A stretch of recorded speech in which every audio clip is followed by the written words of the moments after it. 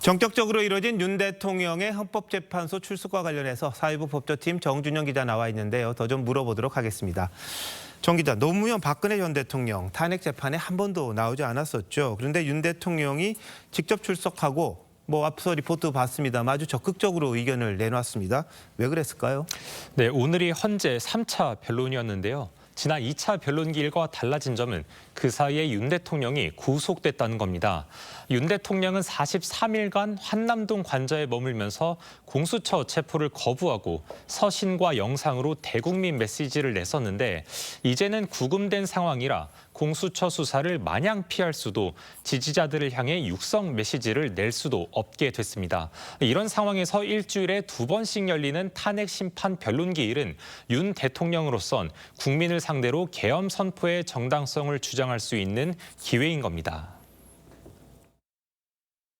또 공식적인 자리에서 이렇게 얘기할 수 있는 유일한 기회잖아요. 예. 지금 이제 구치소에 수감돼 있기 때문에 더더군다나.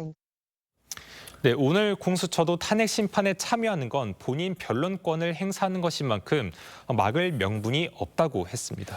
자, 그러니까 윤 대통령이 탄핵 심판장을 이 대국민 여론전의 무대로 쓴다. 이렇게 봐야 하는 건가요? 네, 비공개가 원칙인 수사기관에서의 진술과는 달리 탄핵 심판 변론은 재판 직후 모든 영상이 공개가 됩니다. 윤 대통령의 육성이 여과 없이 전파를 타는 겁니다. 또 23일부터 김용현 전 국방장관 등 비상계엄 관련자들이 줄줄이 증인으로 나오는데 윤 대통령이 현장에서 직접 자신의 의견을 보태거나 상대 증언을 반박할 수도 있습니다. 피청구인이 앞으로도 이제 심판장에 출석을 하게 되면 그 면전 상태에서는 사실대로 진술하기가 좀 어렵지 않을까 걱정이 됩니다.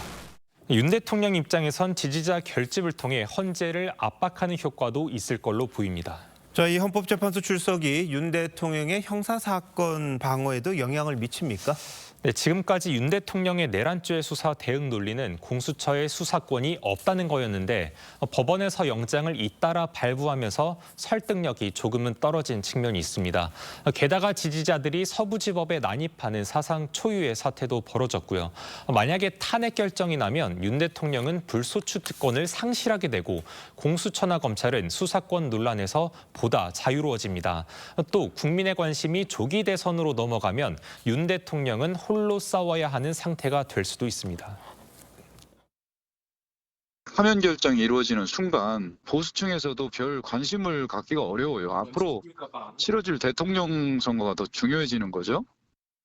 네, 그만큼 탄핵 결정이라는 게 이게 굉장히 중요하다 이렇게 봐야겠군요. 근데 윤 대통령이 지금 24명이 넘는 증인을 또 추가로 신청을 했습니다. 재판부가 만약 다 받아들인다면 탄핵 심판 상당히 길어지겠습니다. 예, 그럴 수 있습니다. 윤 대통령 측은 한덕수 국무총리 그리고 최상목 대통령 권한대행 등 국무위원들과 이름을 알 수 없는 투표 관리관까지 증인으로 신청했습니다. 만약에 재판부가 다 받아들이면 증언과 반론을 받는 데만도 상당한 기일이 소요될 겁니다. 윤 대통령 변호인이 탄핵 심판 기한인 180일을 꽉 채워서 심리해달라고 얘기한 만큼 최대한 장기전으로 가겠다는 전략으로 보입니다. 여기엔 이재명 대표의 공직선거법 항소심보다 탄핵 선고 시점을 늦춰야 혹시나 있을 조기 대선에서 여당에 유리하다는 계산이란 분석도 있습니다. 네, 시간 싸움이라는 말이 있던데 정 기자 잘 들었습니다.